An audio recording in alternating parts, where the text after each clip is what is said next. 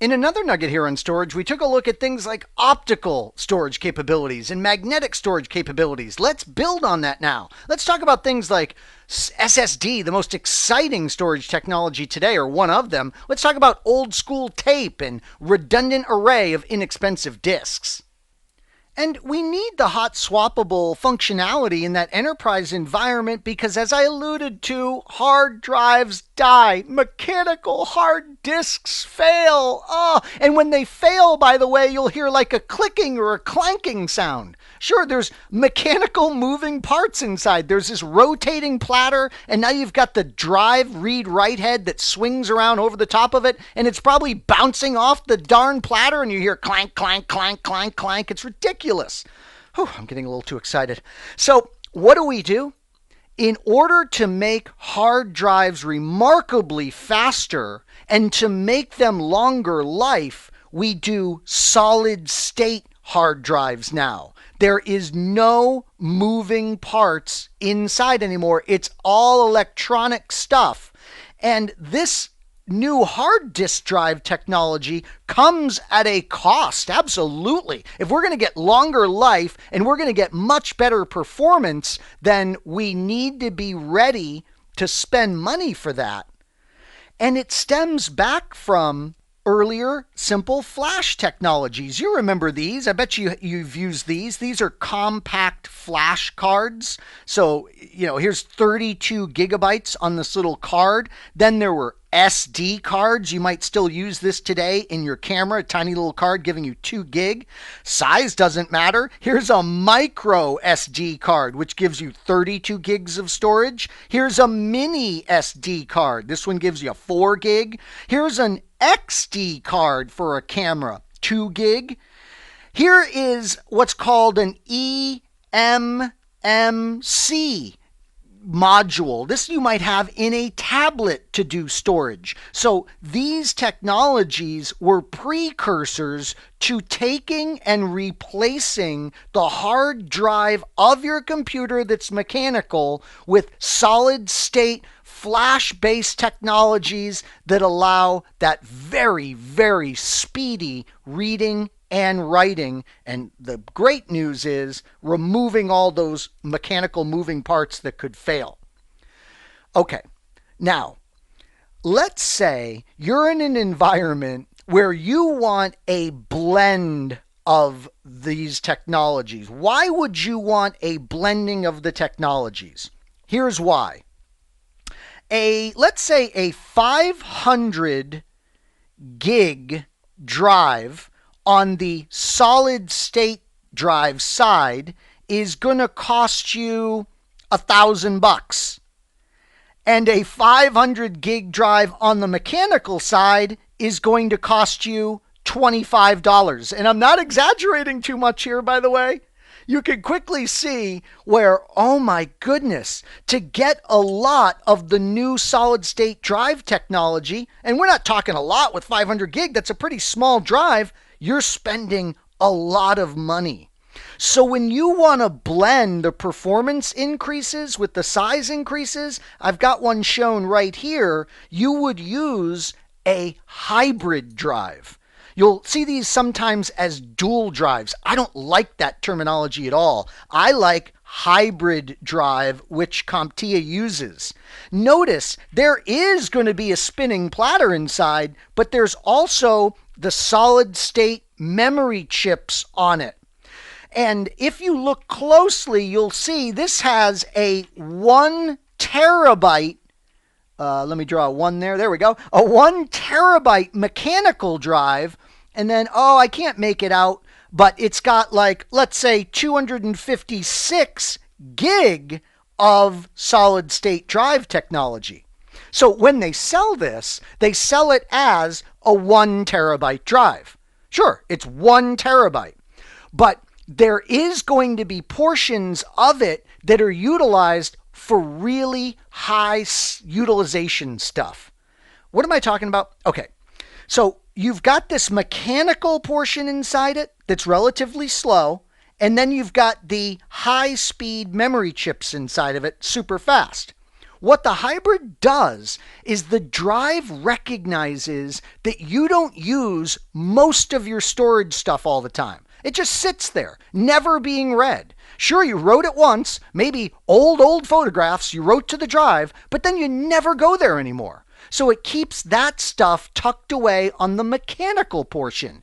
And it keeps the stuff that you use all of the time, like the operating system files that you interact with every single day, it keeps that stuff on the memory chip high performance portion. So the hybrid technology is super cool, allowing the device to partition what you use a lot of and what you don't use a lot of. Now stay with me. I know this is a lot of information, but there's a couple more important points that I want to make here before we leave this topic of solid state technology that we're so excited about today.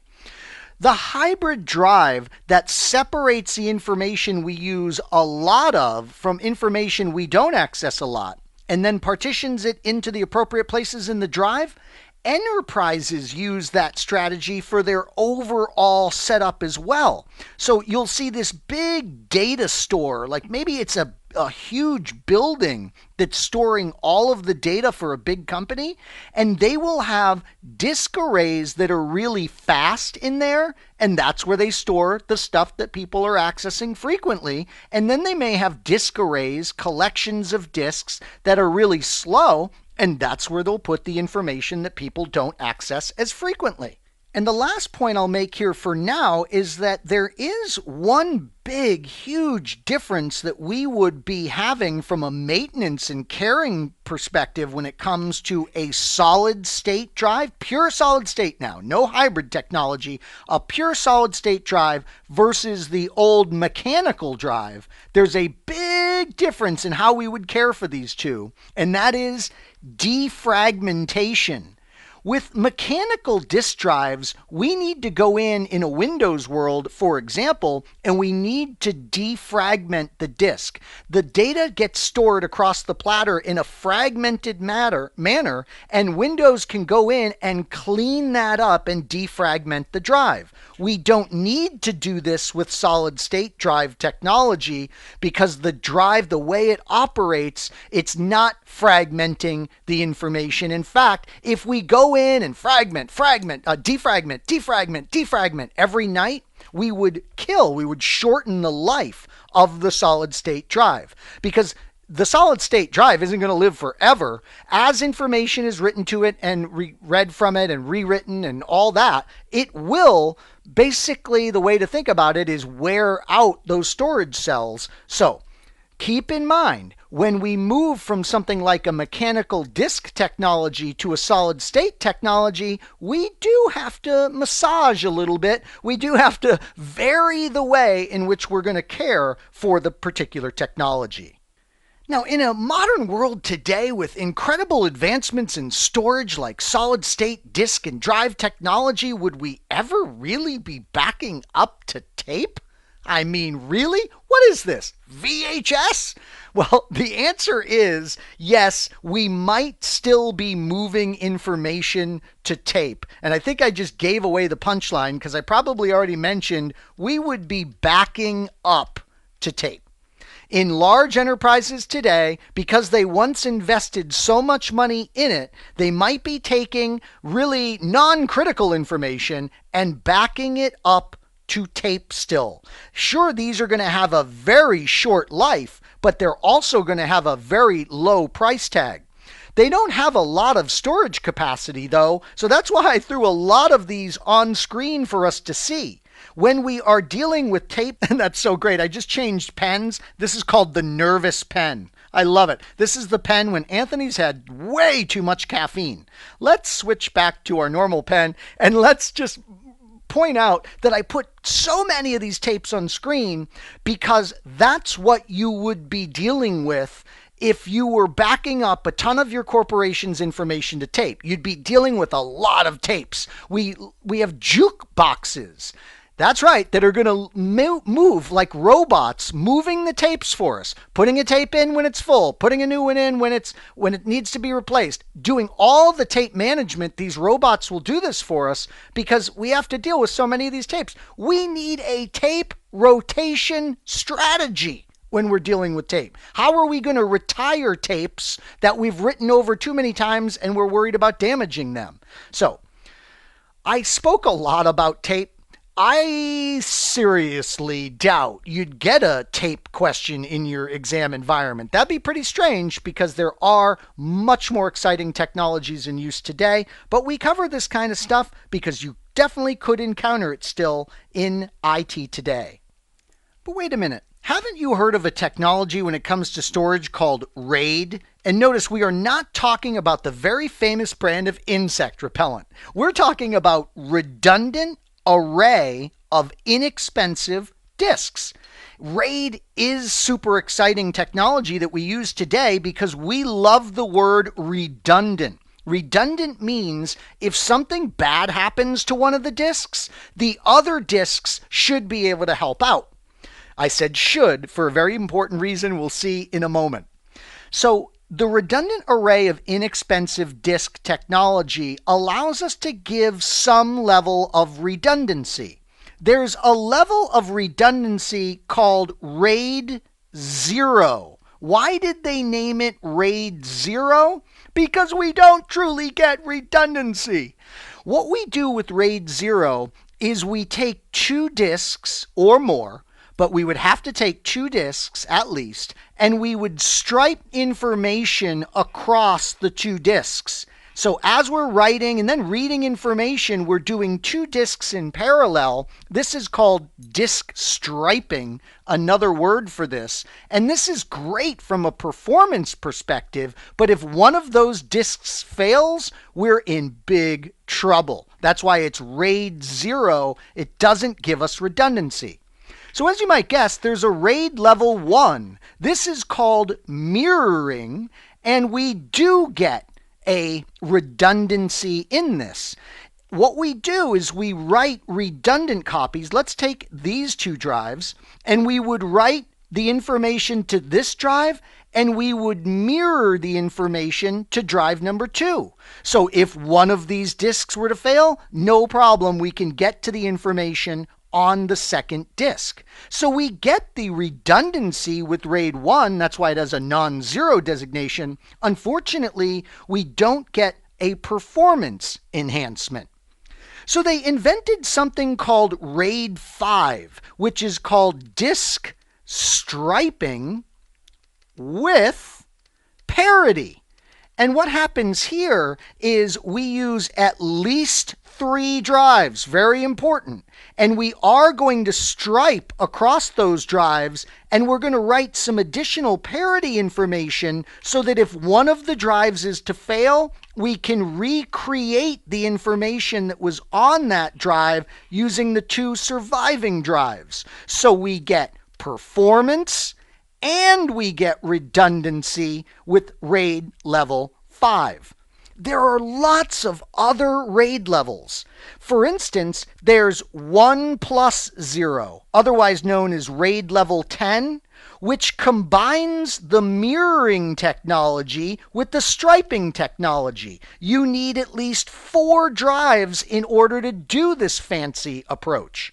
So think about it. With striping, we needed at least 2 drives. With mirroring, we needed at least 2 drives. With disk striping, with parity, we needed at least 3 drives. And with RAID 1 plus 0, or sometimes called RAID 10, we needed 4 drives. So there's tremendous variation in these different approaches.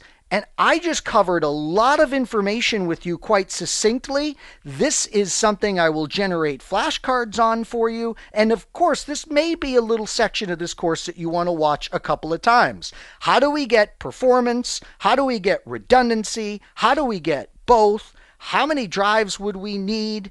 And I'm going to add one more little bit for you here. I don't want your head to explode, of course not, but I do want to just point out one more thing about this. As you research RAID deeper, if you're interested in this topic, you'll discover there's hardware-controlled RAID and there's software-controlled RAID. Hardware-controlled RAID is faster overall than when software tries to control these RAID mechanisms.